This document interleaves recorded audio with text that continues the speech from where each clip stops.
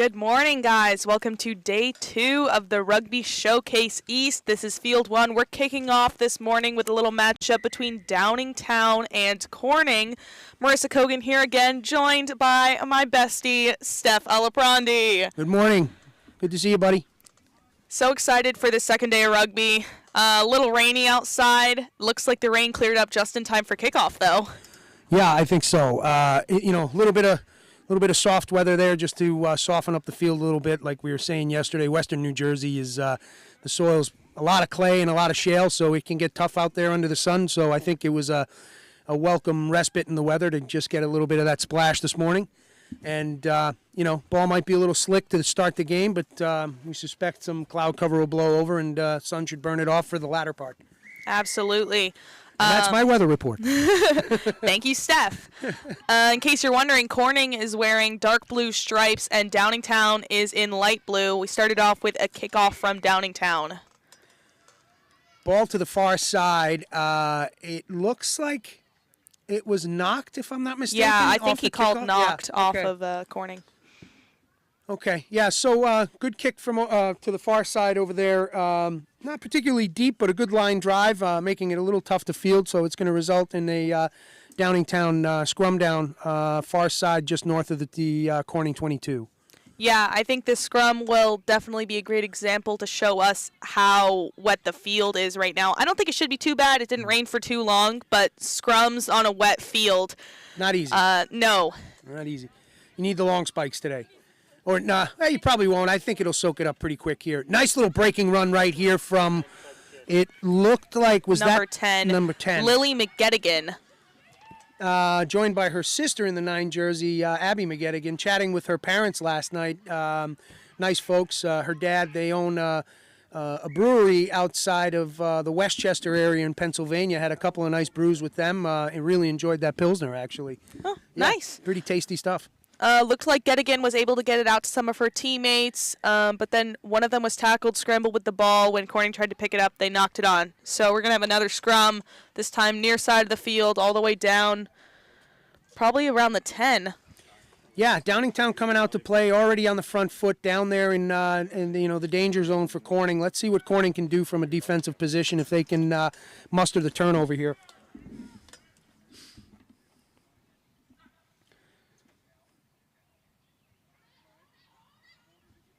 They're going to go for an 8-man pick, but Corning saw it coming. Yeah, they read that weak side pretty clearly, and they were able to stop that. So nice work from Corning to pick up on that. Great call, play call by Downingtown. I mean, that's the Absolutely. right idea there, right? That is the perfect spot on the field for you to run something like that. Absolutely. Looks like Downingtown was able to get it in for a try. It looks like it might have been put down by Towels in the 16 jersey. It looks like she was getting the accolades, and rightly so. I saw her get up off the ground last. I think she was at the bottom of that pile. Right. Yeah, nice work by Towels there in the 16 jersey. And we talked a lot about her during the season when we saw the Downingtown team, and again this weekend. So impact player right there in the 16 jersey, and rewarded with those 5 points early on in this first game of day 2.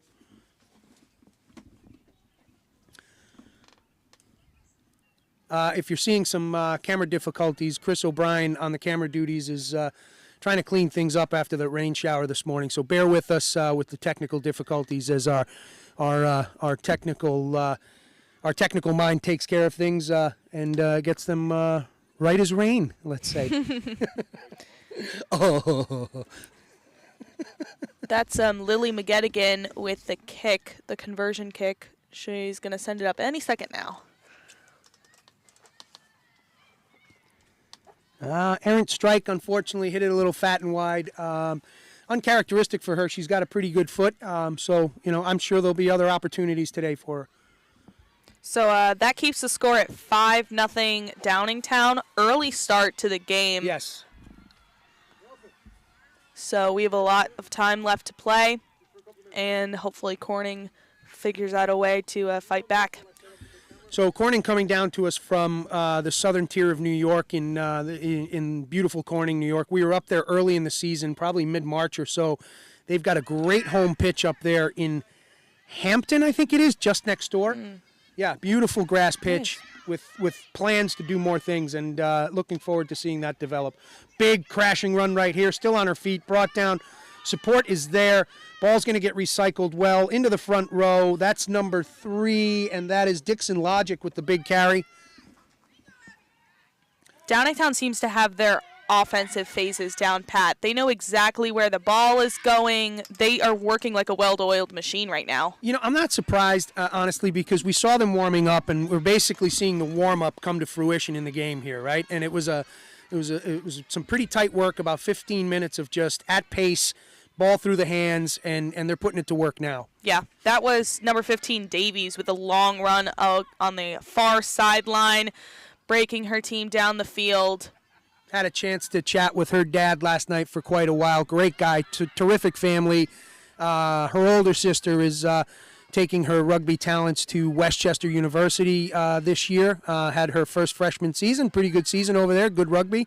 And I'm sure they're happy to have her. Talented young lady, and her sister, is filling big shoes and doing a hell of a good job of it too. Absolutely. Downingtown is just perfecting that pick and go forwards crash down on the try line. It looks like, I think it was 16 again. Yeah, so Towell's getting rewarded again for her hard work on the field yesterday and today, putting down for a total of 10 points, 2 tries right now. And also dotting it down closer to the post, which should give McGettigan in the 10 an easier shot at the conversion. Yeah, I think Downingtown's strategy near the try zone for the pick and goes, instead of trying to send it wide, was a great idea because Corning wasn't really bunched. They were spread, so there was no point in trying to look for an overload on the wing. Fair. And the muscle that Downingtown has in their pack for the pick and goes was unbeatable. They once again, we were talking about it yesterday, right, Marissa? It's like they run a very simple offensive structure, but they run it well, and it's paying dividends, right? Absolutely. You don't need to do crazy things. You don't need to have switches and all this other stuff in order to get past the other team. What you really need is solid passes and just great communication and flow and field awareness. Everybody's got to do their job, right? The forward's got to crash that ball. They've got to suck that defense in. They've got to create those lanes on the outside for the ball to get out to the backs and give them the space they need to run, And then when you're in that tight space over there, 5 meters out, that's where you bring the forwards back in for that crash ball and, again, paying dividends. Yep.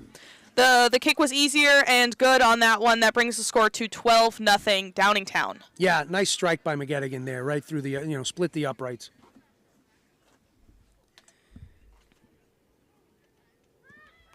Bit of a slow start for Corning, but I suspect they'll be shaking off the morning sleepies, with 12 points on them like this, and this is not a team that's going to take that line down for sure. Yeah, I mean, they're definitely feeling a little bit exposed right now. 2 sort of back-to-back tries. They haven't had possession since they first knocked the ball off the first kickoff. So I think that their defense is going to be looking to put a lot of pressure and hope for a turnover. Yeah, and look, we were talking about it yesterday. Like, I can tell you that Kendra Close is not going to be taking kindly to 12 points that early in the game. I'm sure we're going to start to see her start to marshal that field back there.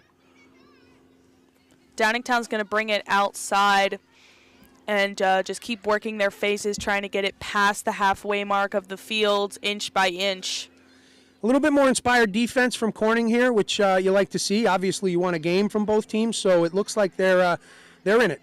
Their defensive structure is pretty solid. Okay, unfortunate. Looked like high tackle, penalty, Downingtown. When you're trying to put so much pressure on an offense, you have to remember to keep a cool head and make sure you do everything by the book, because taking a penalty like this, they just lost a lot of defensive momentum that they had, kind of pushing them back almost on the other side of the 50. Absolutely. You want to keep that, to your point, the defensive momentum going, because that's what's going to force that turnover, right?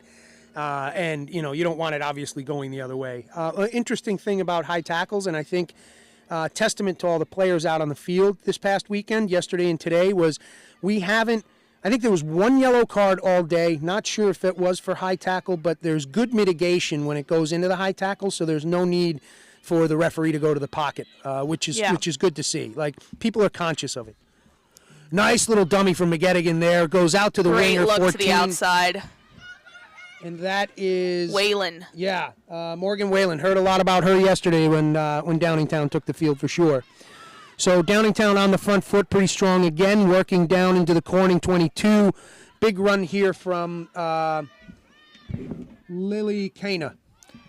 They're looking a get my little. glasses. They're looking a little bunched to me, but if they're gonna run a pick and go, the closer they get to the line, that's not going to matter as much. Yeah.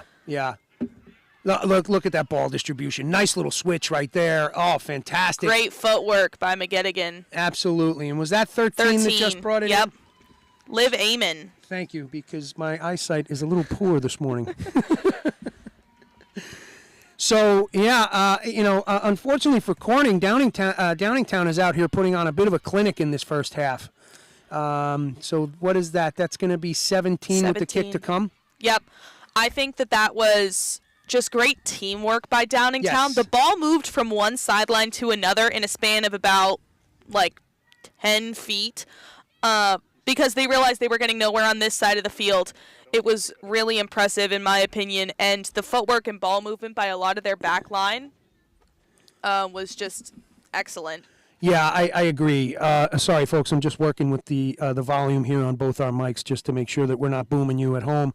But how's that? Does that sound okay? Let's do just a quick mic test and make sure. How's that? How's yours doing? I think we're good. Okay. So let's see. Kick is up. That's going to be a tough angle right there. It's about as close to the paint on the far side as you can get. But, McGettigan's made some tougher ones, that's for sure. Yep. She's going to take her time with this one. Not a bad strike. Didn't get the mustard or the lift it needed, but it was on target. Yeah, definitely. Yeah. I think, each day brings its different problems. Yesterday, the wind was not friendly to the kickers at all. Either they forgot to adjust or they tried to adjust the wind and the wind stopped. Then they went way wide. Today, a word for the referees out there moving forward would be like, hey, if you start to see them panic, just tell them to take a second. Don't let them rush through that ball, right? Yeah. Take your time. You've got a minute. Use the time, set the ball up, take your breath, and give it a good strike. As a player, it's definitely hard to think about taking a break for sure, especially when we have shorter games like this weekend. Yeah. It's 20 minutes, not a lot of time. If you don't get going at the start, it's hard to catch up, as proven by this Corning team right now. Yeah, and conversely proven by, Downingtown, who came out steady on the front foot right off the first whistle and, have put a punishing 17 points up in less than the half of the half here. Yep. That kicking thing, it even goes to the professional levels. It cost Italy a big game against France during this year's Six Nations when Garbisi basically rushed through the kick and missed the 3 points and ended up it was a tie game. And once again, there were a couple other mitigating factors there, but it happens everywhere, and it's I think it's just good advice to say just take your time, let them tell you're not going fast enough.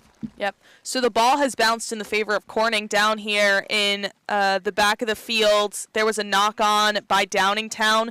This is great field positioning for Corning. If they're able to win this scrum, I can see them being able to build a lot of momentum and muscle it into the try zone. Yeah, this is the first time we've seen them on the offensive front foot. They're very capable in the front row and the back line, and let's see if they can make some hay here.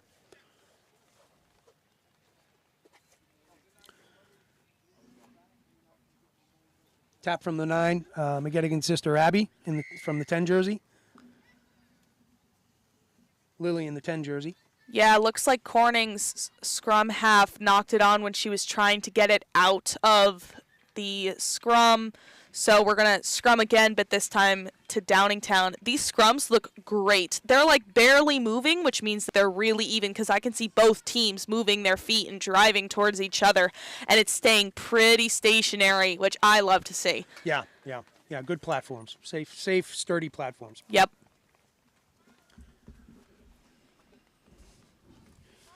Brother Marks. How are you, sir? I'm all right. Looks like the ref didn't really like how they were bound in, so he's going to give them a little bit of coaching and have them do it again before he has the ball go in. chatting with Brad, who's in the pink jersey at the center today. He actually had the honor and privilege of being one of 70 officials that went to the Bingham Cup in Rome this past year, and he was telling us a little bit about his travels and the weekend, and sounds like it was a blisteringly good weekend of rugby down in the capital city of Italy. Yeah, great to have him here this weekend, officiating, and all of our refs. Again, thank you so much. Well said. There was almost a really smart and rewarding play by Corning's number 13 there with a few little fancy kicks, but she was not able to field the ball up after kicking it forward. Downingtown got it back, but it looks like Corning's got another turnover in their favor. I mean, they're down 17. I might have taken the kick there, take the 3 points, put 3 on the board, and get the ball back. But it looks like they want to take it in and get the full 5, potentially 7. So can't fault them for that. Doesn't seem like they're having many problems kind of moving forward. They're not necessarily getting pushed back. Yeah. So if they're able to keep their hands on the ball. Second receiver there, unfortunately, her pass off to third receiver was not as good as they needed. They're able to clear it up, and they're still on the front foot, but just need to clean those things up when you're in that zone. And it looks like 4 is going to take it in there for Corning, so they're going to get themselves on the board, and that is Zoe Harmer in the 4 jersey that just dotted down for Corning. So on the board, 17-5 with the kick to come. Yeah, that was a great effort by Corning. Yes. A lot of phases and work went into that, but it ultimately proved rewarding. They moved the ball around. They didn't quite go for any pick and goes, but there were quite a few forward crashes. I feel like both teams have really strong forwards, so it's hard to not really use that to your advantage. I like what they did there, too, as I was talking about that errant pass from second receiver to third receiver, or it was... that could have gone sour for them, and they kept their composure. They recollected the ball, recollected themselves, and got back on the attacking front foot, and it resulted in 5 points. And a good dot down under the posts, so it's going to give their 15. Amanda Stevens, a good shot at the posts here. Yeah, she was phenomenal yesterday, despite the wind and everything. Right down the middle. Great kicker. Right down the middle, 17-7. Got a game, folks. Absolutely. Still in the first half, Corning has come alive and realized that they need to start pushing back. They did have a few lucky bounces in their favor, starting with a little knock-on by Downingtown on one side of the field. And then ball got turned over again, a few turnovers in their favor, and they really decided to every minute counts when they're on offense. Few less tense than yesterday on the far side there, but still a good crowd out here supporting these two teams, as is the case day 2 of a tournament. If you're wrapped up, you certainly want to get on the road, right, and get back and have a little Sunday dinner. But good to see the supporters out there for both these teams. Great catch off the kickoff by Corning. Right before the kickoff, ref signaled for about 3 minutes left, I think, in the first half. Okay. I feel like time has flown. I feel like we've only been playing for like 10. Yeah. This game, the clock is a-moving. Well, there hasn't been a lot of interruption, right? There's once again, you said it yesterday, you said it again today. The officiating's been good. It's a kind of let them play attitude, I think. Not that they're making the right calls, but they're also letting the game, have its natural fluidity, let's say. Yeah. I was just about to ask you that. I saw the ref have a word with one of the team members on Downingtown, and she just went off the field, but I didn't see him present a card. Yeah, we'll grab Brad at the half and see what that was about. Nonetheless, looks like Amanda Stevens for Corning will choose to kick into touch for the touch and go she was given. What a great foot on that kid, huh? Like that's some big yards gained right there off of that. Good strategic kick, and she executes well. Yeah. Let me see if I can count how many Downingtown players are on the field if we're actually down one.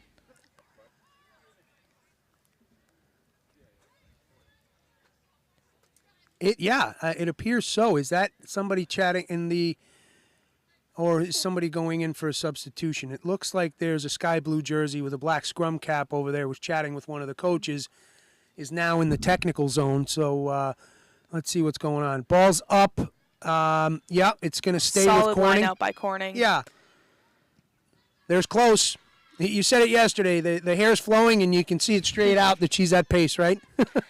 Yeah, this offense looks great. This is the first time we've kind of been able to see Corning move down the field. They were quite close to the end of the field last time they gained possession, so this is the first time we're getting to see them kind of run and longer passes on this one for sure, and it looks great. This is some nice work. Oh, tough one. I was just about to say this was some nice work coming out of the 4 and 5, the two locks coming out of Corning between Harmer and Ector right there. They were making some good yards. I liked some of the groundwork that Harmer was doing there to get those extra couple of inches. You know, that's the kind of work that pays off. Absolutely. There's Ector again, inside ball, or outside ball, taken down just north of the 22. Ball gets out and moving really, unlucky. Great idea on the skip pass. There was a clear overload on that side, but the bumble backwards and dropping the ball. Oh, ref said it went forwards. That's going to be half. Well, that knock-on was unfortunate. If she was able to field that ball, there was no defense there to stop them. Downingtown definitely got sucked in. Yeah, that support runner was just a half step behind that pass, you know, and had they either that pass gone a little bit further back or she was a step ahead, that she was off to the races. Yeah, so that's going to end the first half here. Downingtown 17, Corning 7. Still very much a game. It seems like both teams have finally settled in, and Corning wants to make up for all that lost time at the beginning of the game. Let me run out to the center, chat with Brad, and see what that call was. I'll be right back. Absolutely.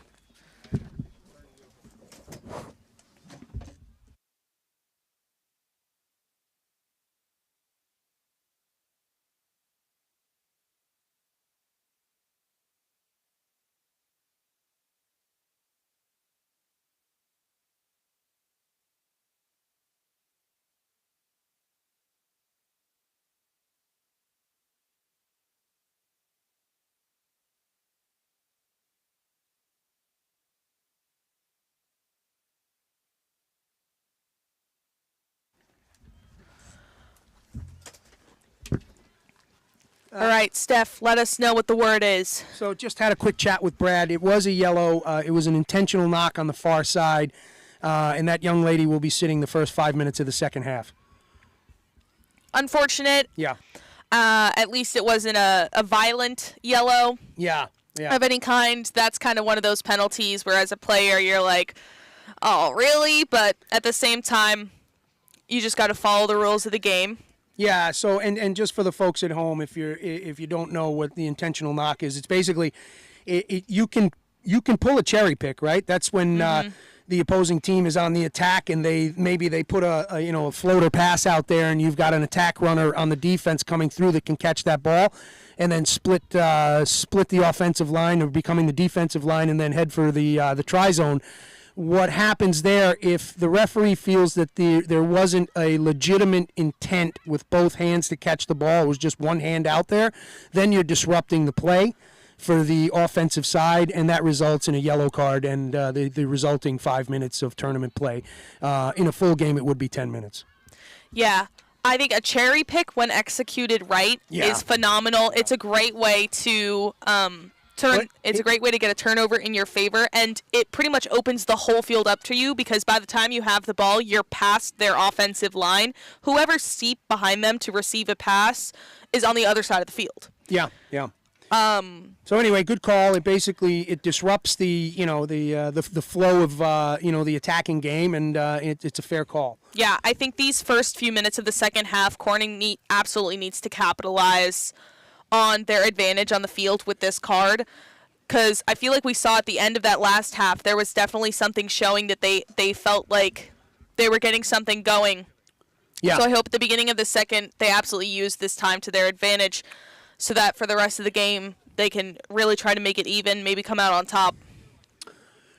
Yeah, I mean, that's the advantage, right? It's like a power play in hockey, and you want to take advantage of that moment, and and make hay when you can. So let's see what happens here in the second half on that. Tough one for Downingtown, as they were, they had a really good first half. Yeah, I expect them to come out pretty strong in the second half still. I don't think it'll hurt them too much. Yeah, they might be a little more cautious, but I think I think they're going to I think they're going to be a little bit more timid on the defense because they're going to try not to get sucked in like they just were at the end of that half. Obviously, it didn't amount to anything, but it was very clear that there was a lot of wide open grass for Corning to use. Yeah, absolutely. Looks like both teams are going to take the field again. Excited for the second half to get underway. Yeah, good game so far. Like we said, Corning took a little bit of time to wake up in the second half, in the first half, but end of the second half, the first half, pardon me, they really turned it on, and we've got ourselves a game. So looking forward to the second half here. Absolutely. We're going to start with a Corning kickoff. That's Amanda Stevens. She's got quite a boot on her. I expect this to be a long kick.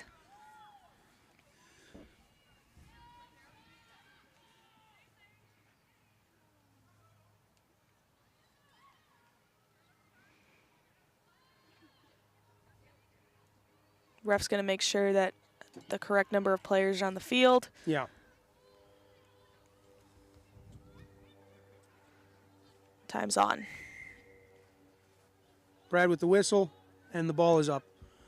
Yeah, good hang time on that kick. Finds a little bit of green space, making it difficult for Downingtown there. They're able to get it on the second, third bounce. Fielded by Staley in the 2 jersey. Big carries here again from our friend right there, Towels, in the 16 jersey. Ball moving well through the hands of McGettigan, and Downingtown looking pretty good here. Big carry here again. I believe that was, let me see, number 3, Dixon Logic. Yep. This is great ball movement by Downingtown. They are going forward and crashing, but they're not crashing into a very fast defensive line. Corning is getting pushed back quite a bit here because of the momentum that they get running into tackles. Because they got steep, the momentum they have is really, they're barreling through and taking 2-3 girls to tackle each of them. You know, they're using the strength in their front row, which is great. You know, they're making those big runs, right? They're taking players with them. They're opening up those lanes. That's going to make it easier for the backs to find that open space out there. It's really a well-drilled team, right? They're using all their strengths at the right times and making things happen. Yep. So McGettigan chose to kick the ball into touch. So we have a line out, just 10 inside the 40 opposite sideline. 17-7 if you're just joining us, in favor of Downingtown, who had a great great start in the first half, and Corning really picked up steam there in the latter part of the first half, and we've got a pretty good game on our hands if you're just joining us. Yep, Corning is able to win that line out and immediately adjust so that their offense is set up. They have great width. They're using the whole field. I wish they were a little bit steeper, but their passes look phenomenal. So number 11 there was looking for a pop to the outside. That would have been a great play, but unfortunately there was nobody there on the outside. They all thought they were going to run out of grass. So I think you're right, though. A little bit of depth on that attacking line right there might have been able to bust through those tackles that were being made right here in front of us at the 50.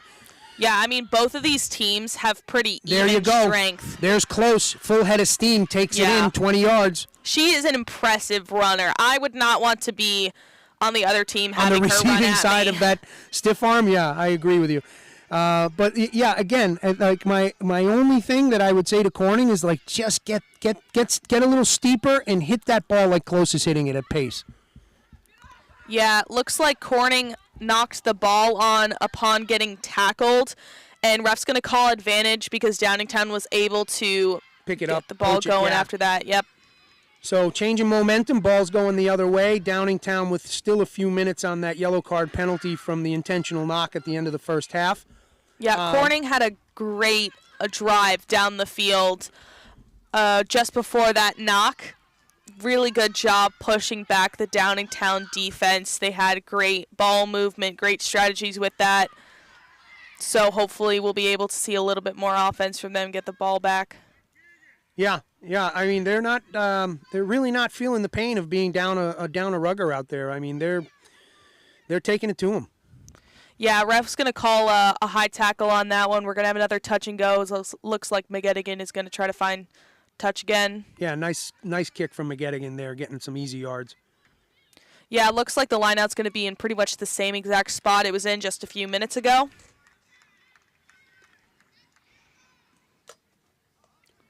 Are we even up now? No, I don't think so quite yet. I don't see that jersey on the other side of the rope anymore. I'm not sure. A little bit of motion in the line out. Oh, it looks like a cheese ball right to the front. Not straight. Yeah, we were talking about this yesterday, Marissa. It's that's not an easy play to execute. When it comes off well, it's fantastic. But oh, absolutely. And I mean that area of the field going towards your own try zone, just inside the 50, great spot to use that, because you do still have a little bit of ways to run, a little bit of ways to go. Yeah. But it's a great way to catch Corning off guard. Didn't work for them that time. They probably won't try to do it again this game because there's really no point in trying to do it twice, especially if it didn't work the first time. Yeah, it's something that you just continue to drill, right? That first lifter, it's got to be like almost like a dance step, like that spin like into the channel so that you demonstrate that it was a fair play, right? But you can't get too into the channel where you're obstructing the other player, right? So it's finesse and timing. Yeah, so big scrum by Downingtown. Corning chose to try for an 8-man pick. She was immediately tackled, so she popped it off to the 9 who was standing right next to her, and they've been able to get the ball to the outside, near sideline of the field by us.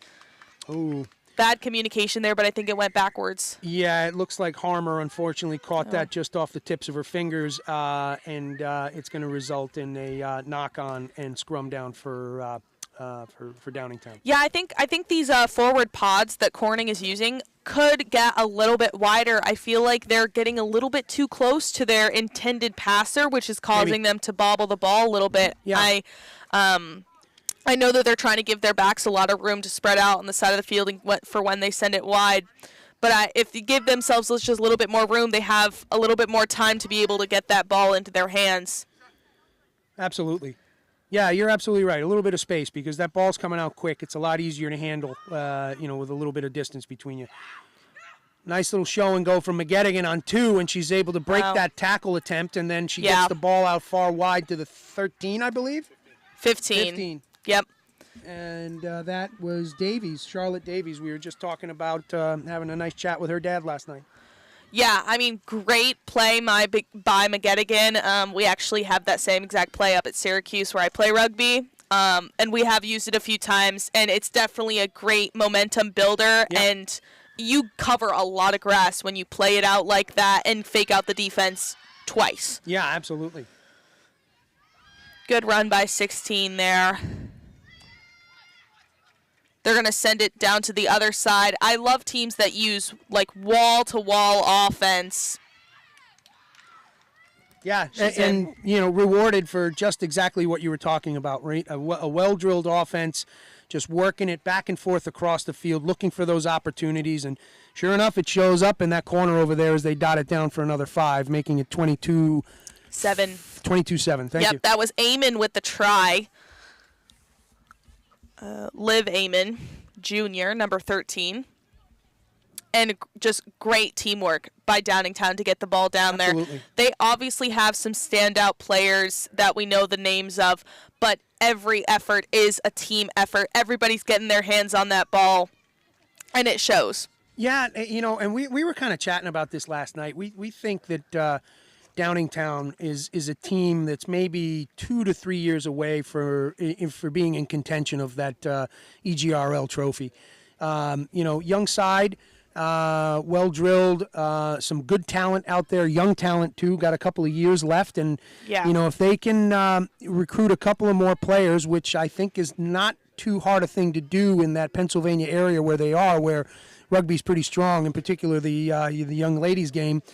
I think they're on the trajectory. Absolutely. I can see from the roster here they have a few middle school players on their team. Hey, wow. Nice kick right there. Great kick. I think that was I think that was Davies. I believe it is. Yes, 15. Charlotte Davies with a great strike right there for the 2 points. So that's going to make it 24-7.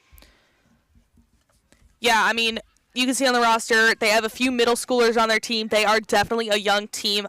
You would not suspect it, though, when you're watching this game or watching them play.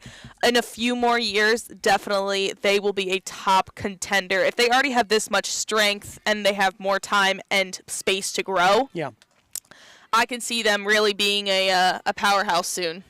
Yeah, listen, Pennsylvania State rugby is certainly in the eastern part of the state is in good form, right? There's some great teams down there, have been for quite some time. They have the numbers. It's just a matter of time for this team. Yep. Ref called 10 minutes just before the kickoff, so we're about 3/4 of the way done with the game. It is 24 Downingtown, Corning 7. And Downingtown is going to keep plucking their way down the field following the kickoff. Yeah, so both teams have to be up to 15 aside off that yellow card penalty at the end of the first half at this point. I think you can see that little extra step of that the add back of that player into the Downingtown offense. Yeah, looks like there was a Downingtown knock just inside the 50, so we're going to have a Corning scrum about midfield down there on the far sideline. Great opportunity for Corning here. They still got a lot of space to get to the try zone. They look like they're getting pretty steep so that they can build that momentum. And if they're able to win this scrum and get it out wide, I can see them getting some real good yardage on this. Yeah, absolutely.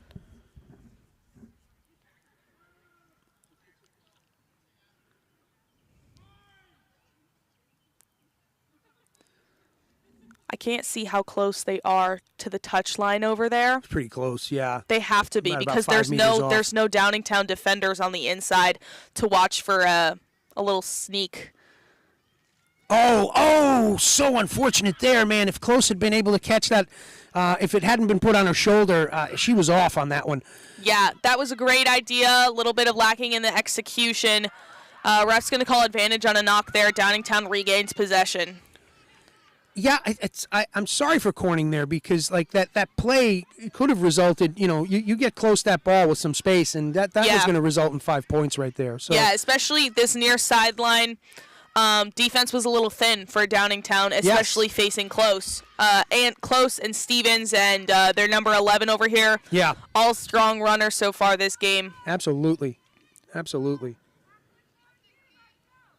I think there was another high tackle on Corning, but Downingtown is going to get a touch and go right here.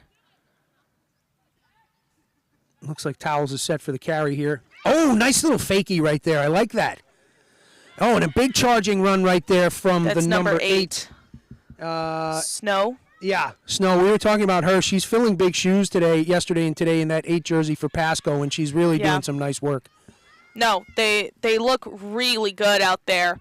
Definitely, there she is again. Big crashing run. Look at that. Definitely a lot of trust in each other on the Downingtown team. You're 100% right. They're saying, I trust you on the left, I trust you on the right, I know you're behind me, let's make this work, right? And you can see it in their execution. Yep, great run by Towels there. McGettigan's going to try for the double fake again, but Close saw that coming. Yeah, she read that well, got her down right there.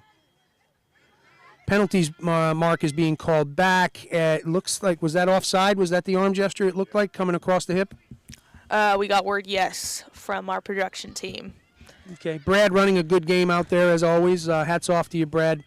Puts in a lot of work in these tournaments and the regular season. It's good to have quality referees like him and the staff that are here today.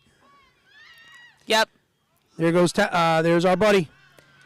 Look at that crashing run right there. Great run by Towels. Another interesting play off the touch and go by Downingtown. Didn't do the same thing as last time. Tried to catch off guard Corning, and they did gain a lot of footing on that. Corning's defensive line did not come up at all.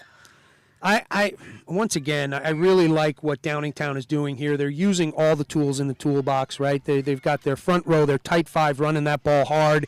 They're opening up those lanes, and then they're moving the ball wide. It's a simple, well-executed attack plan. Yep. Looks like Downingtown's going to go for a kick here. got somebody running out the tee for McGettigan. Take the points. Yeah, I mean, it's late in the game. They're up by 17. Yeah. We say take the points, right? But, in truncated games like this, in tournament play, sometimes you have to, as much as you want to take that kick, you got to go for the 5, potentially 7 points, right? Because you've got limited time on the clock, and, it's decisions that have to be made on the field at that point. So it's not always as easy as saying, oh, just take that kick. You have to understand where you are on the field. You have to understand what the score line is, and you have to understand how much time is left. Yeah. Today, a little bit of a shorter day. This is going to be Downingtown's last game this weekend as a team. A few of them will probably play in the Motley games later, but time is winding down on them. Kick was missed. Looks like they're going to go for a little bit of a touchback drop, 22 for Corning. Stevens is running up. She's going to try to get a jump on this one. Stevens to close fighting through the tackle, staying on her feet. Looks like Downingtown's trying to get their hands on that ball. Close brought down right here on the near side paint. Corning, all of their team members have just great game faces. Right when they get close to our 10, I can see the intensity on their faces that they're running towards those tackles. Close right here, and number 4 over there running towards the tackles. They look like they're hungry and they're ready to go. They're like, come at me. Yeah, you're absolutely right. And here they are on the front foot, which is good to see. Trying to work themselves out of their half right here. Some hard work. Brad signaling that the sky blue jersey's got to get back. Stay on sides. Good depth on that for Close. Little ball outside right there from Close. Little skip pass. Good idea for a skip pass, but she had nowhere to go. Yeah, it was a good scraping defense effort. She was just touching the sideline, just on the edge of it, and trying to cut inside. There were 2 defenders ready to tackle her. That was a nice spearing tackle right there from Hoke in the 23 jersey. So, good line speed on the D, and then you got that spear runner right there to take out the ball carrier. Nice work.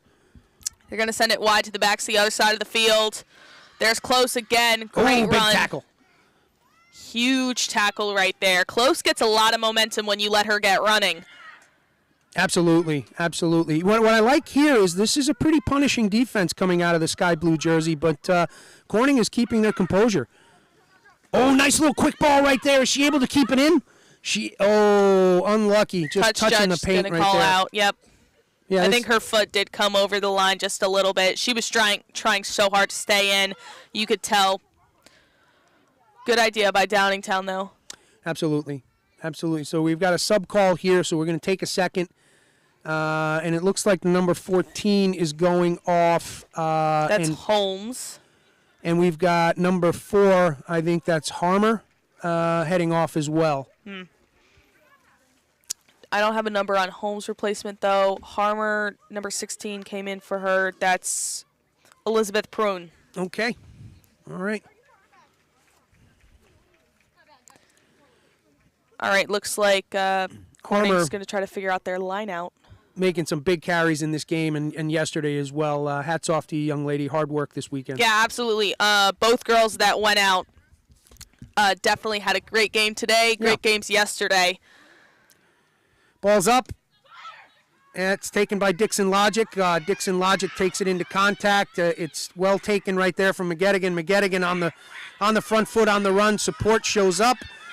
They're able to clear and hold on, and there's a little pick right there from Towels. Towels once again, great work from this front row on both teams right here. Yeah. Right now, we're talking about the sky blue jersey work from the front 3. The rugby IQ and the field awareness of the pack on both of these teams is crazy. I know you would expect it a lot from a back. They have a lot more space. They're used to more running, but the first 8 numbers on the jerseys are doing phenomenal with their ball movement and field movement today. Held up on the far side. Nice work there by the sky blue jersey working it down, but really a good scrappy defensive effort from Corning to hold that ball up in the try zone. Yeah, we're really nearing the end of this game. Corning does not want to let another try get to them. Yeah, it's been a tough game for them. I think they've kind of stuttered to a start a little bit, but the second half has certainly been more to their liking with the effort that they've been putting out. I don't think it's a lack of effort. I think sometimes, early morning games, it's just tough Yeah. to shake off the night before, And when they didn't get that start at the beginning of the game and took a little while for them to settle in, it really hurt them. If they had come out at the beginning of the game as strong as they did starting halfway through the first, this would be a even game. It's tough to come back from 17-0, in the first 7 minutes of the game. Absolutely. After a goal line dropout, Downingtown is going to try to make their way back into the try zone. Score again, this time without getting held up. McGettigan tried to do a little sneaky kick over the defense. So it's going to stay, okay. Yeah, refs call an advantage. I think, oh no, that's Towels. Towels. Yeah, Towels might be, that was a one-woman effort right there. Yeah, great movement there. I saw the stiff arm come out. Oh, a little grubber kick right there. Just McGettigan wants to use her feet. Yeah, yeah. Number 2 Smart looking idea. for the charge right there. That's Staley. Yeah, and she's going to bring it in. She's rewarded. Yeah, her teammates, the scrum half's teammates on the left, were calling for it, but there was an even matchup. It was a 3v3 over there. She thought the ball could be better used on the other side of the field, and it worked out for them. Yeah, great point. Great point. Great game time decisions being made by the scrum half of Downingtown over here. And nice little 5-point try right there from the hooker with that hard work, dropping that shoulder and getting in there, getting under that defense and putting it down for 5. Absolutely. That brings the score to 29-7, awaiting the kick.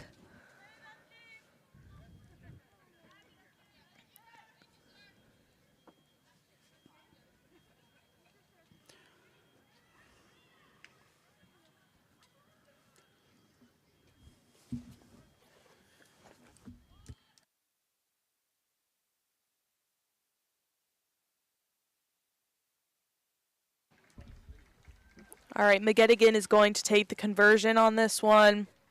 Getting herself set up. A little bit of an angle on this, but definitely not the hardest kick of the game. No, this should be easy peasy for her. As I just jinxed her. We'll see.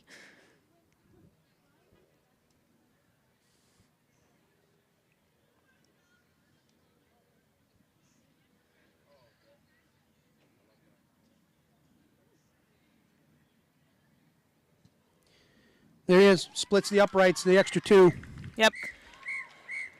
Final whistle is blown. 31-7 Downingtown. Corning strong effort, but that late start killed them. Yeah, you're absolutely right. I mean, they definitely turned it back on in the end of the first half and the full part of the second half.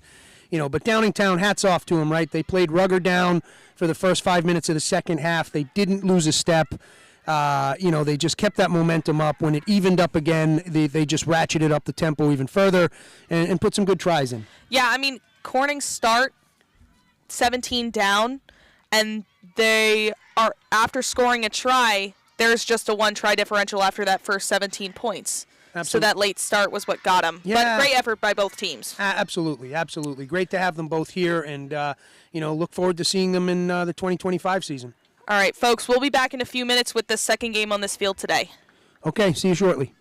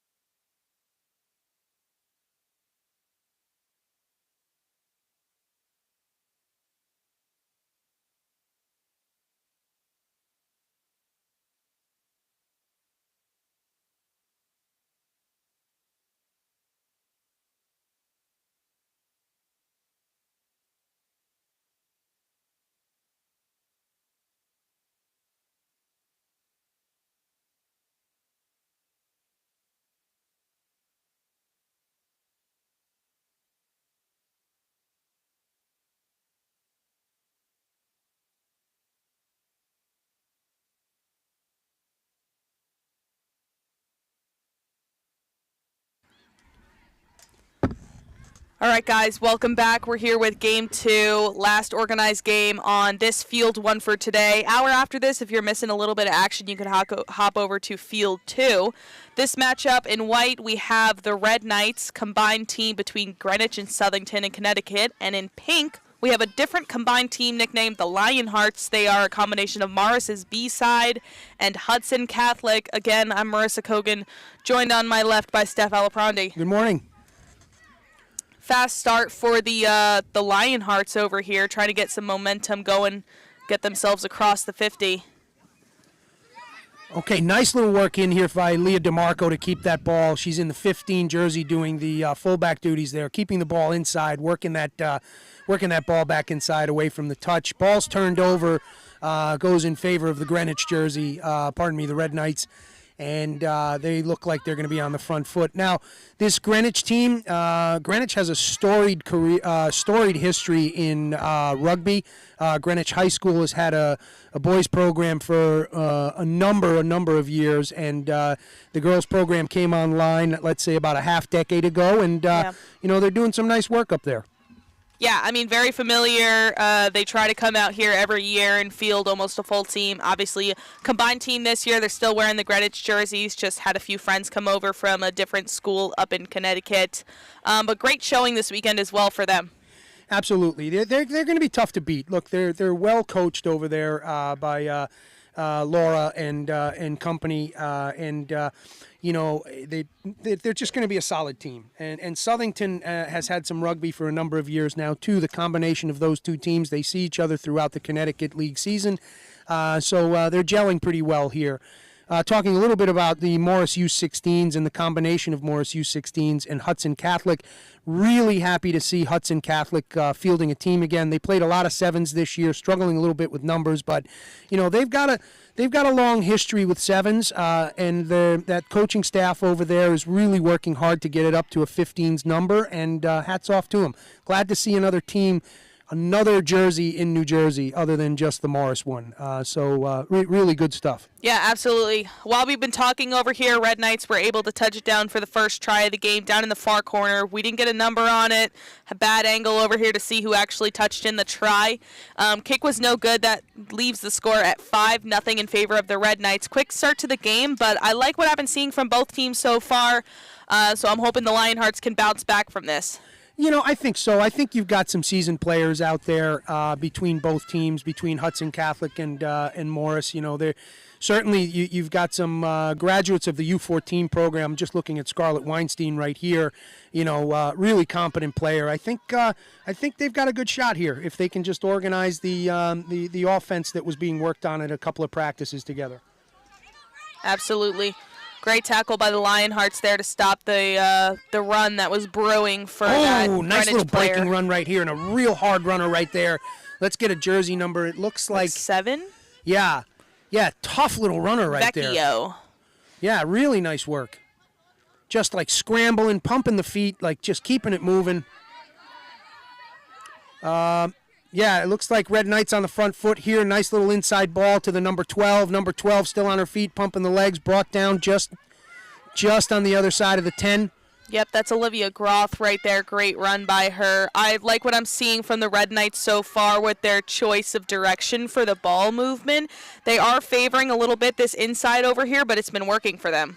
I like this 12, the Groth over here. I like what she did right there. She was in the game. She gets tackled, brings the ball down, secures it safely, then pops to her feet and backpedals back into position. She never took her eyes off the play. Really heads up rugby. Yep, the Lionhearts have got possession back down here in the backfield. They had a little bit of running, and then a penalty was committed, so they got a toe and go, but that's going to lead to another knock-on. So it looks like we're going to have our first scrum of the game. Yeah. So I believe that was Corona Johnson who unfortunately bobbled that forward. It's a high-paced game. You're playing with half a team that you don't know all that well, and it takes a little bit to gel. But it looks like it's coming together for the Lionhearts. Yep, excited to see this scrum. Set pieces are always the hardest with combined teams. Both teams here are combined teams. The scrums look pretty solid for both these teams yesterday. Let's see how they fare today. Yeah. That's a good little pack work right there from the Greenwich jersey from the Red Knights. Great tackle by number 9 on the Lionhearts, though. Absolutely. That would be Alana Garcia if our roster serves us correctly. Number 21 from the Red Knights with a big carry right there, and that is Jenna Stevens. Ball's going to find touch, so we're going to have a Lionhearts line out just inside the 22, their side of the field.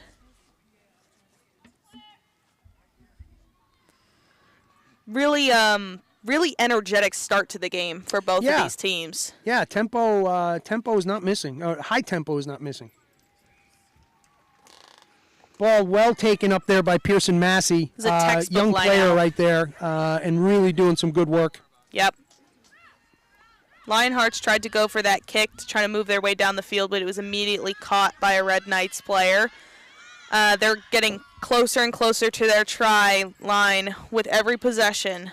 The Red Knights are running a really good offense right here. They're taking that ball from depth. They've got good pace when it's hitting the hands, and they're getting rewarded for it. There's another 5. Yep, I believe that was number 13, Kylie Savage, who was able to touch the ball down in the try zone. That brings our score to 10 for the Red Knights, awaiting a kick. That came off a nice tip pass from the 22 jersey into the 13's hands right there. Good ball work right there, like we were talking about, at pace, moving it forward. Really kept, the Lionhearts on their back foot there. Yeah, all the teams we've seen so far today on this field, we expected the ball movement to be a little bit lacking because of the rain earlier, thinking, ball's going to be wet, and it's been anything but. Might keep it in closer, that kind of thing, but everybody's playing a pretty expansive game, notwithstanding the weather. Yeah, it's been pretty dry during both games so far. That was a nice strike, that attempt for the 2 points right there. Unfortunately, it looked like it was on target, just didn't have that extra mustard it needed to cross the crossbar. Yeah, that's a hard angle. Yes. So it's a long kick. I'm sure that the Red Knights kicker will get another chance at that later. That's Lauren Huang. She was pretty good yesterday withstanding the wind over on field 2. Yeah, absolutely. Nice little restart there. Good ball. Gets the bounces they want to kind of slow that Red Knight attack. It looks like knock is called off of that. Unfortunately, who was that young? What was that young lady's name again? We just had her in the 12. Groth. Groth was just struggling to field that ball right there, so it's going to result in the Lionheart line out just north of the 22 on the far side. I mean, that's a tough one. If the ball bounces right in front of you, you never know what direction it's going to go. Yeah, for sure. Do you get the sympathetic bounce, or you get dribbles up to you, and unfortunately you just you don't control it well. Dominating scrum by Greenwich and the Red Knights. I like this young lady Groth, man. She's got great field read. She drew those defenders in before she got that pass off. Unfortunately, her intended receiver knocked it forward. Yeah, so both teams right after this kickoff have gotten a knock in their favor. We're going to scrum down again. The Lionhearts were not able to win their last scrum. They got pushed really far back. Ball was immediately hooked by the Red Knights in the white jerseys. So I don't know if that's going to happen again, but they have another opportunity to win a scrum. I think what's compromising them is that front row's got to get a little lower. They got to bend their knees right there because they're not giving the engine room 4 and 5 the opportunity to get that push in there. If they're going to straighten their legs Once you see them stand up, you'll be able to see there is a significant height difference between the two props, and I think that's messing with how low they're getting. Yeah, you got to get low. You got to bend those knees, and then you got to use the opposing force to support you. And it's very hard to drive if you're not low enough. If you're just bent over at the hips and your knees aren't bent enough, you're gonna have nothing to stand on when it comes to driving the other team back. That's exactly what's happening. There's no center of gravity there for you to brace to. Yep, 8-man pick, but immediately tackled by Lionhearts number 9 out to the kicker Lauren Huang for the Red Knights, who gives it to Groth again. I think we're going to be hearing a lot about this young lady in the coming years. Yeah, Lionhearts are going to be called on hands in the ruck. Good attempt, good idea, just not the right time to do that. Huang's going to choose to find touch. Probably wanted it a little deeper down there, but finds touch, so it will result in the line out. Yep.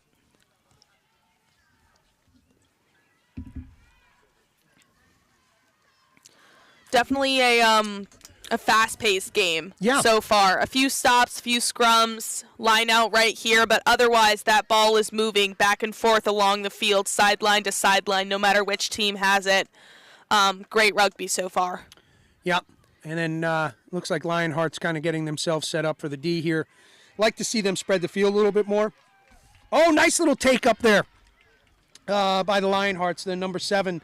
That was Claire Sherrill. Yeah, they're going to pop it back inside to the playing scrum half, Scarlett Weinstein. There goes DeMarco on the run to the inside. She's taken down just south of the 50. Big counter ruck. Yeah, but hey, look, it looks like Lionhearts are able to hold on to it. Penalty high tackle Lionhearts. That's going to give them a second to collect themselves. Yep, Kayla Spiegel is going to go for the quick tap. She's been kind of acting captain for the Lionhearts here. She's from Hudson Catholic, graduating senior, taking her rugby talents to Emory and Henry next year.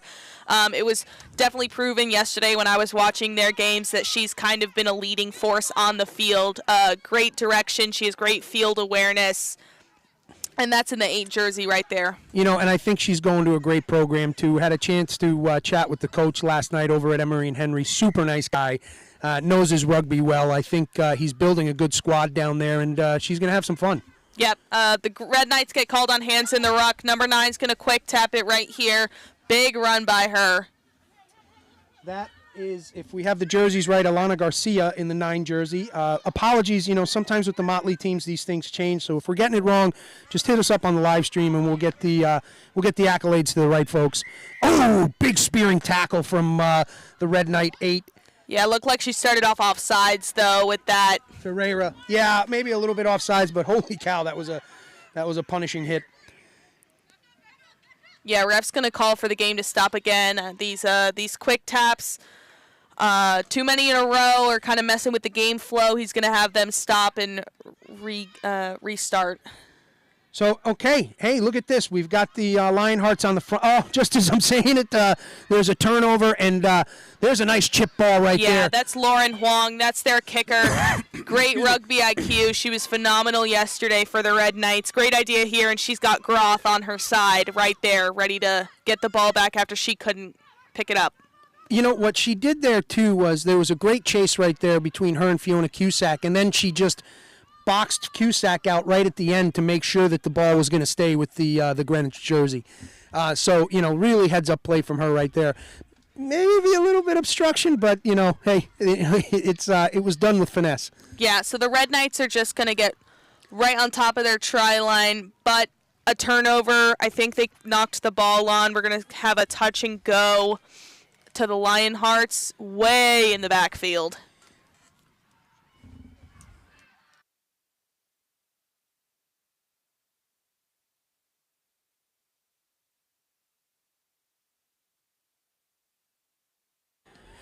Correction, 9 on the Lionhearts. The last name is Venables. She's sipped with Morris for the weekend. She's played her rugby with Aspatuck. She's played it with Play Rugby. Real competent little player. Yeah, she's been showing out today so far, so good on her. Looks like we're going to have another stop and play and a scrum. Yeah, he's calling a scrum.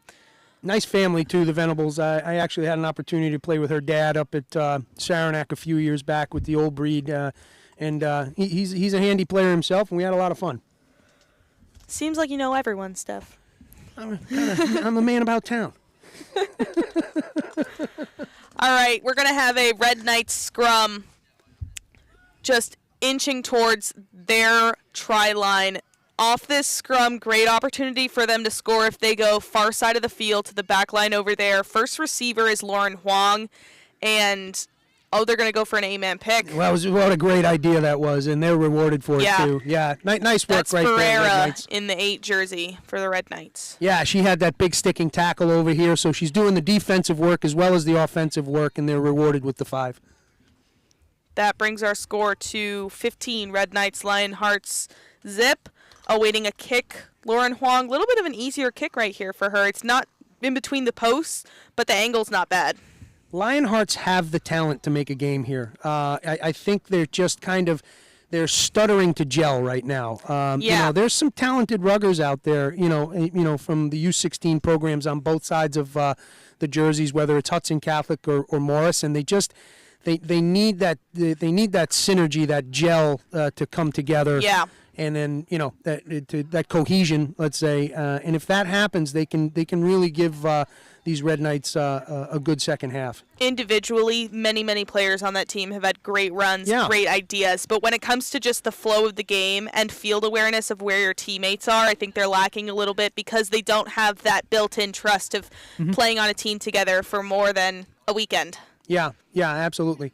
So hopefully they can muster that, and we'll get a good second half out of them. But there's moments of brilliance. I mean, they had good pressure happening down here in the Red Knights half, about halfway through the first half here. So it's just keep that cohesion and composure, and they'll be able to make something happen. Yeah, Lauren Huang had a little bit of trouble with that kick. Score remains 15-0. Ref signaled for about 4 minutes left in the half. It was a great strike. It was just a little off the mark. Just a little outside. Yeah, kickoff hits the feet of a Red Knights player over here. No call for a knock or anything. They're able to start moving their way up the field. There's that tough little 7 again, Vecchio doing the big carries. And then look at this nice breaking run right here from 21. 21, I'll get a name. Jenna Stevens. She's going for it. DeMarco really putting some pressure on her, and she's able to get her down just before the try, which is big. But this is going to finish off with the number 1. If I'm not mistaken here, that is... there was a knock when she tried to pick it off. So 21 got tackled. Great run by her. Team knocked it on right support. there? Yeah, she picked it off of the ruck and got a little trouble getting it in her hands. Knocked it on, picked it up right again, and went into the try zone. Thought the ref didn't quite get an eye on that knock, but they're going to pull it back for a scrum. Okay. Lucky for the Lionhearts there. Unlucky for the Red Knights. Phenomenal effort by Jenna Stevens, though. That run by 21. She had defense on her the whole time. Yeah. She kept on moving. Just pumping the legs and keep it going. Yeah, great effort from the 21 jersey. Ref's going to have a word with the scrum half for the Red Knights. It is a Lionheart scrum. They've been struggling a little bit with the scrum so far this game. Red Knights have kind of just been overpowering them when it comes to the drive.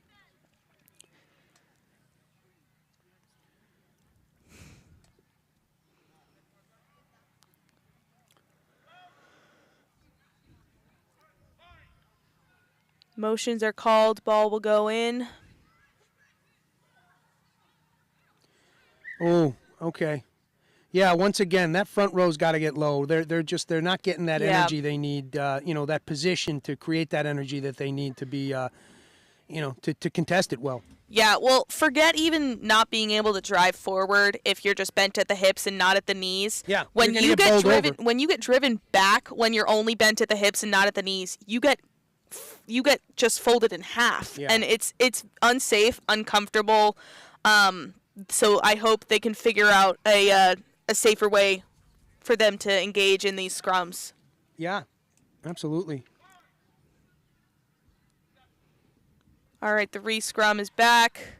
That's a little better effort right there from the Red Knights, and there's that 8-man pick again that's very, very effective for them.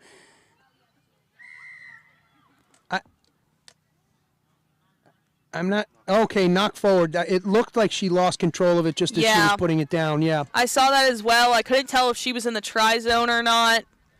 So another lucky turn of events here for Lionhearts, and now they just have to...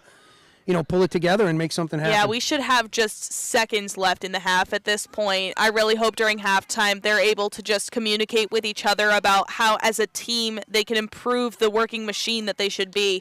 Because individually, they're not lacking. They have a lot of talented numbers on there. Absolutely. I think they just need to communicate with each other a little bit more. That's the only way they're going to be able to tell where they are on the field. Yeah, absolutely. And like we were talking about, we saw their capabilities in the middle of the first half here when they Yeah. were putting pressure on the Red Knights down in their 50, just north of the 22. So the capabilities are there. Just got to make it click a little bit more. Yep. We're going to have a Red Knights line out just outside the 22.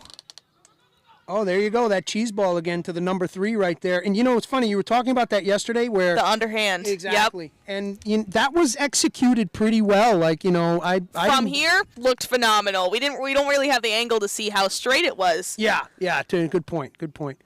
But a big runner from big run from Venables right there as well, taking it into contact. Nice work right there. Looks like the short arm is out for something. Might have been not diving in the ruck. Yeah. Yep. Venables with the quick tap through the mark once again. Yeah, Venables has got some legs on her. There's Weinstein, was hoping she'd get a carry here. She's a tough little runner. Yeah, that Red Knights defense is going to be hard to break through. I think that's Pearson Massey on the carry there, if I'm not mistaken. I think that's Sienna. Oh, pardon me, Yeah. Sienna Miller.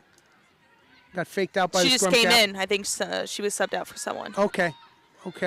Good run to the outside, Nora Landerman. Yeah, Landerman, you see that game face on her. She just fights hard out there. Good little caterpillar ruck She's a right tough here. cookie. She is a tough young lady. Claire Sherrill on the big carry here. Oh, she loses it forward and it's grabbed by the 8, the Red Knight 8. Ferreira. Hearing that name quite a bit. And there's Groth on a big carry again. She's just trundling through. Great little offload. They're going to switch the momentum to the other side of the field. Great eyes there by the Red Knights ball carrier to realize that the far side of the field was not going to work for them. Looks like there was a turnover. I see that Kayla Spiegel has hands on the ball. Very good. That's an important turnover right there. Nice little work right there to kick that ball out Big from kick by Venables, yeah. Yeah, she's a handy player. Oh, it looks like an outside breaking run right here, but it looks like DeMarco on her duties in the 15 jersey cleaning that up. Big counter ruck by one of the Lionhearts players over there, but not able to get a turnover going. These Red Knights are just breaking through tackles. Well, I think this is something that, Coach Bill Dobbs and Coach Mike Eisenhart are always working on with the, the ladies is like, you got to get low in the tackles. You got to get away from these arm tackles. It's not effective. You got to be in position. You got to square up on them. You got to drop that shoulder, get that contact right into the gut, wrap it around, and then, grab that leg and drive to the side and get them down. Absolutely. Mike preaches this incessantly, and you got to pick it up at some time. Is this halftime? It looks like we have the half. So you have a score for us? 15 Red Knights, Lionhearts 0. I wouldn't be surprised if the Lionhearts are able to get on the board in this one. They have been looking really strong. This halftime is going to be a great time for them to talk with their coach, talk with each other, and really be able to figure out what they need to do. Just a few simple moves to make sure that they have a little bit more awareness of where each other are going to be on the field. That way they can trust the passes. Yeah, we saw it right here in the end of this first half, right? They started to get on the front foot. They were moving the ball well. Great heads-up play from Venables to get the ball out into the green space. Like, the talent's there. Just, work together, ladies, and you're going to get rewarded. So, listen, we're going to take a quick break here at the half, wet the whistles, and we'll be back with second half action between the Red Knights and the Lionhearts.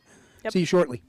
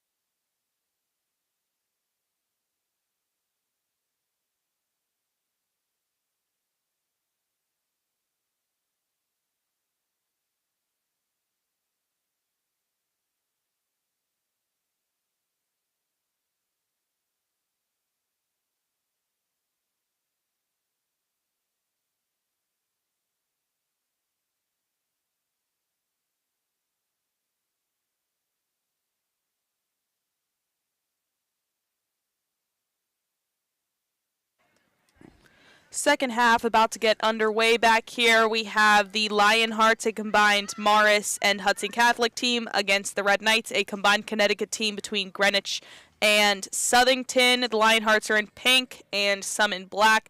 Red Knights are not in red, they are in white. Score right now is 15-0 in favor of the Red Knights, but that's bound to change. Strong momentum at the end of the first half, bound to be carried into the second. Yeah, absolutely. And it starts off, there was a good kick by Venables there, well fielded in the backfield by the Red Knights, and they're able to make some hay. And one of the things that we were talking about before is got to get away from those arm tackles, which were kind of punishing the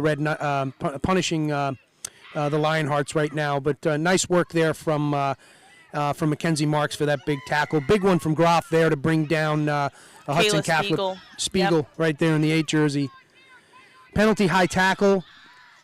Spiegel's going to get the tap. Venables having a quick chat, organizing. Looks like Sienna's going to get that first pod rolling, which is good. That's something that was worked on in the few practices that were had, so glad to see it. Nice little seal off here from that young lady, which is that's Johnson in the 3 jersey.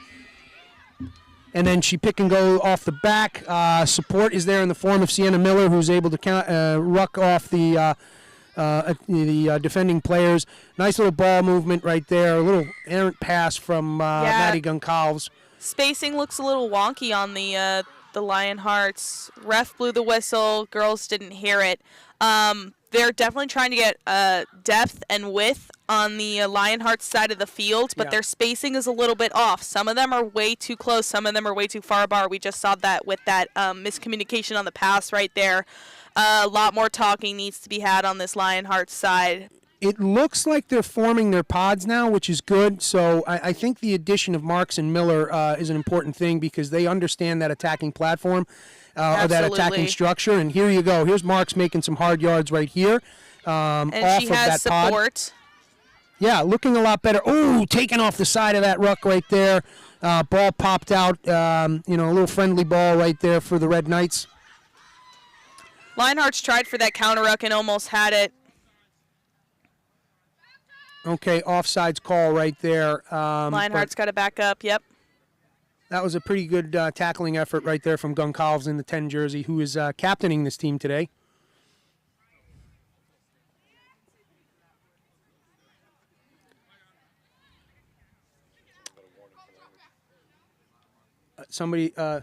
Okay, well, there was a bit of a warning out there for maybe some salty language. That can happen. Looks like Roth is going to try to kick it. Takes it off the outside of the foot, so it works to the advantage here. Here's DeMarco, game face on, looking for the space. Dragged into touch by number 11. So, once again... she had the right idea. She tried to cut inside, but the Red Knights said no, definitely brought her out. See the flyover off in the distance? Yeah. Mike ranges. We've got an airship coming over the field shortly. We'll try to let you know what it is. Kind of cool, though. Very cool, actually. So throw in right here for the Red Knights. That is Lindsay Taylor in the 2 jersey doing the duties.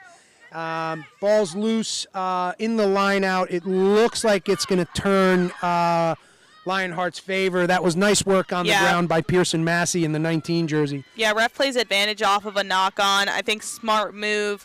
Lionhearts are going to try to get their momentum going. Couldn't get it. Ref's going to bring it back for a scrum. I feel a lot more confident about these scrums right now with the subs that the Lionhearts have made. Agreed. Yeah, you've got a competent front row here. Well drilled, and they've got time and roll, so that makes a big difference. Let's see what we got. So a much better effort out of the Lionhearts this second half right here. You've got Scarlett Weinstein in the 6 doing the throw-in duties here. She's a very competent player coming up through the U14s program. I know was pretty excited to graduate up to the high school program this year. So we're going to have a line out right now. Not sure what the ref called that back to, but... Fair ball, and it's contested well by the Red Knights and taken away, so... Yeah, there's 21 who had a strong run earlier. Goncalves said no, made sure to get that tackle in before she could gain any momentum. Better tackling efforts here from the Lionhearts. Nice work from Fiona Cusack there in the 15 jersey, but there you go. Just as we're talking about it, the arm tackles come back out. Yep. That's 20. Let me get a number on that for you. Natalia McDonough. Yeah, nice work there, and just, Lionhearts, get the tackles right. You're giving the game away. Yeah, that brings it to 20, awaiting a kick. I think that there was a lot of great efforts on the defense of the Lionhearts so far this half. Yeah, a little bit absolutely. unlucky right there for them. But when you get panicked, you kind of revert back to your old ways because you're going off of kind of There you muscle go. memory. Yeah, that's fair. And these are young players out here, and they're going to learn that skill as they develop in the game, right? They're going to learn about, keeping the composure under pressure, right? And I think you made an excellent call there. That's exactly what happened, because they were looking really good on the front foot. Ball got turned over. They immediately got into their defensive structure, gave it what for, and then unfortunately, or fortunately for the Red Knights, good offensive pressure there started to crack that kind of cohesion that you need in that defensive line, and there you go. It results in 5. Yeah, the Red Knights are not going to have Lauren Huang kick this one.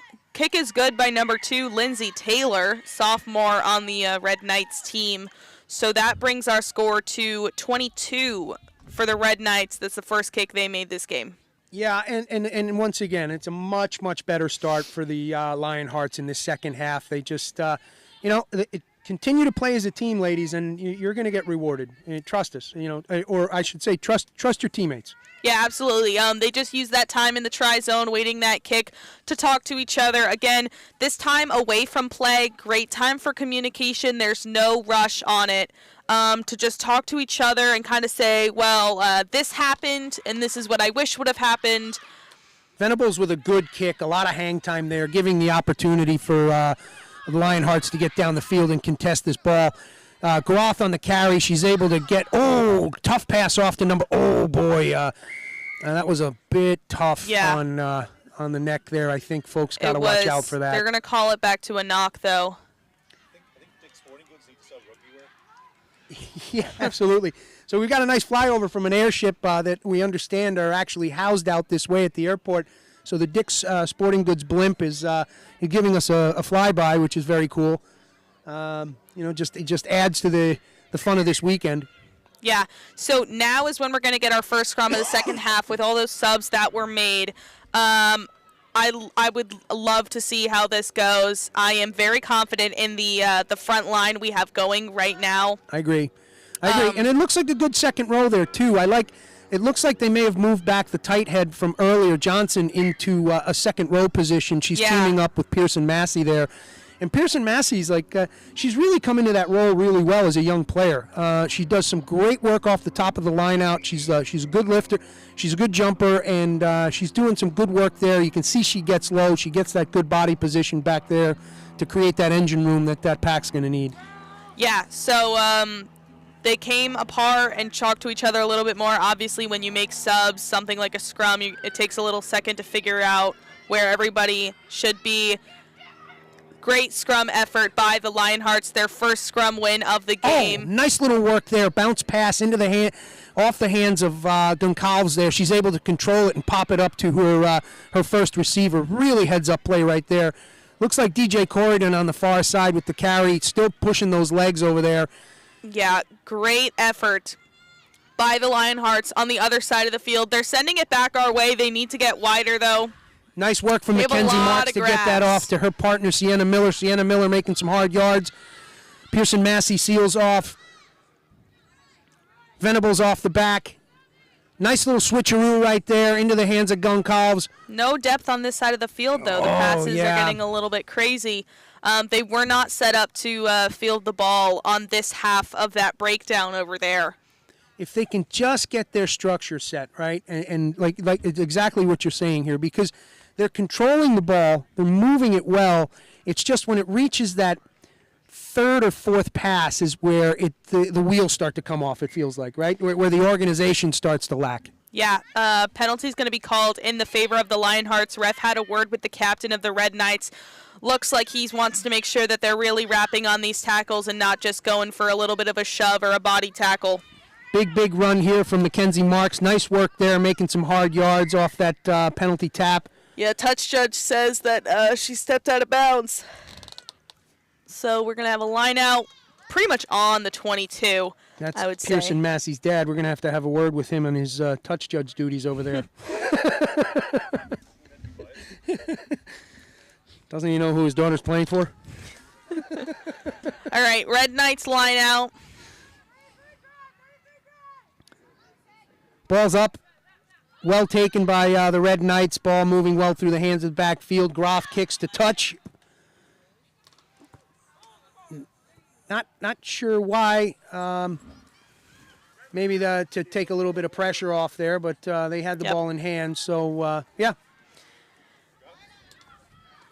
Yeah, so we're going to have a Lionhearts line out like 4 feet from where the last line out was. Yeah, I think that was just some nervous energy. Yeah, it definitely wasn't the play that the Red Knights were going for. Yeah. Um, Scarlett Weinstein with the ball. A lot of communication going on right now. Looks like the Red This is Knights were great. not back enough. Take a look at this structure. This is exactly what we were looking for and hoping We have for a for steep the line in front of us. Perfectly executed low ball to the front lifter. Yeah. She underhand passed that, I think, right? I didn't catch it, but I didn't see it either, but that was, I think, the first successful one we've had. Pearson Massey with the ball, looking for some support, doesn't find it, takes it into contact. Landerman needs to get a little bit lower in that ruck, but she's unfortunately not able to fend them off. Yeah, that ruck was sloppy over there. It's going to be a penalty for the Lionhearts. We're going to choose to quick tap. The depth on the offensive line is still there. They are still quite steep. I love to see it. On the second, third phases, it's really hard to maintain your depth. It's really hard to stay steep. A lot of teams will tend to drift forward as the movement goes forward, and that creates a little bit more of a flat line. Oh, big counter ruck there. They got to get lower in the rucks if they're going to hold on to that ball. You know, you can't ruck standing up, guys. There's 21 again, spinning out of tackles, making the hard work happen. That's Stevens. So there's just some important, impactful chinks in the armor for the Lionhearts right now. Yeah. Big run by Groth. Yeah, I feel like maybe 2 more practices of this exact group of girls come back next weekend. We see an entirely different team. There's like a few nitpicky, like there's like 5 or 6 things that if a coach went over with them for 15 or 20 minutes, then they would be ironclad. Yeah, you're right. It's just a little bit more time together, and it would work because you can see it come together at times and really look good. Penalties are working in their favor. Let's see if they can, chill the momentum out a little bit and make it work for them. Yeah, this is when the Lionhearts really need to be strategic about their ball movement. Great play here by Marks. Brings the ball up as far as she can. Defensive line on the Red Knights was a little bit slow to come up. Yeah. They are definitely working their way down the field, and the time is now. Their positioning is pretty good. They need to keep this going. They're looking a little flat. I would like to see this side get a little bit steeper. Absolutely, because you're going to be, when that ball service comes out, you're going to be catching it flat-footed, and you're just giving, the opposite jersey that time they want to close that gap. Yep, looks like the ball went out of bounds, far side of the field. Weinstein trotting over there to get the throw-in going. All right, so the Lionhearts maintain possession right before this line out. They have worked their way down the field a little bit. They've been kind of kept steady by the Red Knights defense. I love the depth we're getting off of this line out, though. Every chance the game is stopped and they get a chance to reset, the Lionhearts do know, okay, we need to get steep, we need to get wide. They look picture perfect right here. I hope they can keep this through the next few phases after this line out. Absolutely. Yeah, look, this is exactly what you're talking about. Like there's that cohesion coming in, right? They're starting to gel. They're talking to one another. They're getting the shape right. Weinstein gets the ball up. It's a little loose in the backfield, but it's well fielded by Goncalves. Goncalves takes it into contact. Yeah, good bounce on that ball after it dropped behind Marks. Yeah, Mackenzie Marks doing some hard work over there. A nice clean ball right there. Pick off the back by Venables. Nine's in the support's got to get contact. There. Yeah. They were a little slow to get there. Weinstein and one of the other players was able to get there in time, but she was kind of running alone for a second there. When she got tackled, she turned around and noticed that there was nobody there. This is the tunnel vision that we're talking about. You've got a lot of open space out here. Yeah. You've got to work that ball wide at this point. They also have a clear overload on this side of the field. If you can see, there's maybe like 4 defenders for the Red Knights over here, as opposed to, I think, 6 players just in that span on the field for the Lionhearts. I would love to see them send it all the way out to this wing standing right in front of us. Yeah, nice there. Sienna Miller not taking it into contact, trying to work that ball wide right there. Ball moving a little bit of a miscommunication sloppy. there, yeah. Yeah, unfortunately. So the intent was there, which is good. Unfortunately, the execution was a little lacking. Yeah, Lionhearts are going to get a redo on this one. Not releasing the ball against the Red Knights. Lionhearts get a second chance, but they started out really flat. Venables went for that quick tap, but her team was set up for defense. There was no depth off of that pass. Pearson Massey misses that pass, but then goes back there and collects it, actually pushes Mackenzie Marks out of the way to get that ball. She's like, that's mine. You know, my problem to clean up, and she does, and she's able to hold on to it. It looks like it's going to stay thanks to her work there with the Lionhearts. Yeah, you can see that they're getting a little bit steeper, but still the depth that they had off of those set pieces, especially the lineouts, way better compared to what we see right now. We will have another lineout on the far side of the field. Yeah, I think that's going to go to the Red Knights. I think the Lionhearts player was driven out just about the 10. Yeah, we can hear the Lionhearts saying get flat. They're going to set up for D right here. They are playing a little bit wide. The Red Knights are not using the full width of the field. They might want to move in just a little bit and match up numbers. Yeah, I'd say scrape them out just a little bit, you know, because if that it looks, yeah, they're able to hold on to it. The lineouts have been going either way kind of thing. So spreading that field's not the worst idea because that could turn into your ball pretty quickly. Yeah, unfortunate knock for Groth off the lineout over there. We're going to have a scrum far side of the field. Yeah. Well, penalties have definitely been going the Lionhearts' way, right? Yeah, they have been given opportunity after opportunity, and they are being able to use it well. But when they've been on offense for an extended period of time, they lose a little bit of their composure. Well, that's exactly what I was going to say. It's like the penalties are working to their advantage, right? And they're making hay with it. But then it's like it goes into that third pass, and the wheels start to come off. And it's after, like if they after phase 2 or 3, it's really hard for them to keep going with what they have going on. Great scrum effort by the Lionhearts. Again, the scrums are looking so much better this second half. But ball's going to find touch again. We're going to have another line out far side of the field, pretty much exactly where the ball started a few minutes ago. So I thought we were line out there, but it ended up being a scrum. So maybe it was a knock, and now it's turned into a line out. Sorry, folks at home. We'll get that square for you here. But obviously from the field setup, it looks like it's going to be a Red Knights throw in. Yeah. Oh, but it's fumbled in the air. A little bit of a fight for the ball. I think both teams have their hands on it. I think the Red Knights are going to come out on top, though. They do. Ball off the back. Yeah, and look, they're already set up for a very steep offense. They weren't even sure they had possession off of that bumble off of the lineout, but they have their depth, and they have pretty good width. I like the defense set up by the Lionhearts right now. Absolutely. They're flat. Looks like there was a turnover. Might have been a knock or something. Venables with the quick tap into the hands of Sienna Miller. Sienna Miller brought down north of the 22. Good rucking right there. Good support from the Lionhearts. And there's I would love to DeMarco see more passing. The Red Knights were struggling to spread left, and if they had just gotten those passes out to the wing a few seconds earlier, there would have been clear grass for 14 or 15 to run through. This is good ball, though. This is nice work. They're working the ball back and forth. They're taking it into contact. They're securing it. Support is there. Big counter-ruck by Groth. Yeah, Groth is one of the players to watch, I think. I'm sure the coaches are saying the same thing right now. Venables going to go for a quick tap again off of that penalty. Venables looking to carry it in herself. And finds touch? She goes out of bounds. The Red Knights are able to they got 2 of them who kind of were able to tackle her out of bounds. Okay. Right at the this is a good, inspired effort from the Lionhearts. I like what they're doing here. They've been on the front foot for the last series of plays right here. They've worked the ball across the field back and forth. They're organizing.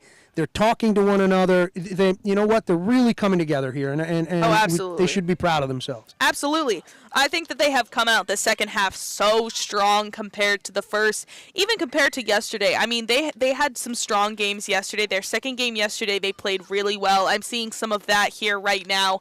I think it takes time with these things. They're a second half team because that's when they finally get used to this game that they're playing with each other. And that's fair because of the way that they're set up. It just takes time, is all. But they're putting it together, and they should be proud of themselves. Absolutely. If this were a 3-day event, I'm saying tomorrow is their day. Yeah, that's fair. Yeah, I agree with you.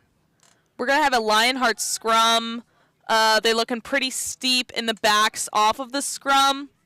Not as steep as they were before off of other set pieces, but they are pretty close to the back of the field. Okay, interesting. Threw the ball out.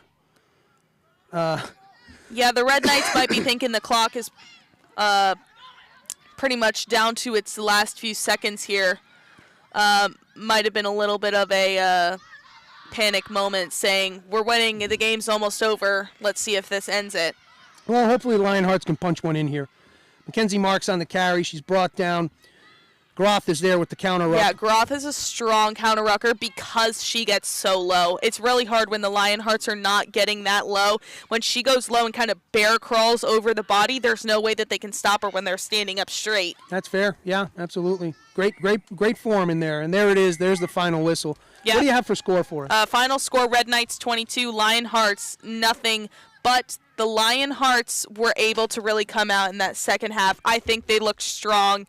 If this were a little bit of a longer game instead of this 20-minute format, they definitely would have gotten at least on the board with one try. Yeah. I think they should be extremely proud of the effort they had this weekend. The improvements between the first and second half alone, phenomenal. Yeah, absolutely. They started to gel. That's something we said was missing in that first half, right? They started to trust one another. I mean, that last series, they were moving the ball across the field. It was moving through the hands well. The offensive structure was sound. Like, hats off to them. They really gave it a good second half. Absolutely. Great weekend for both these teams here. Again, their team play is done. Girls who are playing in the Motley games later, though, still have some more chances to play rugby. That does wrap it up for us, though, here on Field 1. Well, yeah, it's been a great day and a half. So glad you came back again this year. Looking forward to seeing you again next year, Marissa. Always a pleasure. You know, I'll finish with telling the story of how this all started 4 years ago. I guess you had decided at that point in time that you wanted to, get into school for broadcast journalism, where, then ending up going to Syracuse University, one of the, if not the top program in the country for that discipline. And you turned to me at one point and you're like, "Hey, do you want to jump on the mics and call the game?" And I'm like, "Okay." And 4 years later, here we are. Look at us now. Minor celebs. and it's grown. It's grown. Yeah. I mean, the production quality we have over here is phenomenal. We have Chris 2 O'Brien. fields going, 2 live streams going. Chris O'Brien over here, couldn't do it without him. This is a great weekend, great opportunity for myself and for all other members off the pitch here today. And if you're going to be missing some rugby after we sign off here, feel free to hop over to the Field 2 live stream. They got another game. Yeah, and Motley coming up right after that. A little bit of the cherry on top for the coaches to check out those players again through the afternoon. But Marissa, great for you coming back. Really happy to have you here, and always enjoy it. And good luck in the coming semester. Thank you so much, Steph. Happy to be back. Can't wait to come back next year. All right. Take it easy, everybody. Have a good one.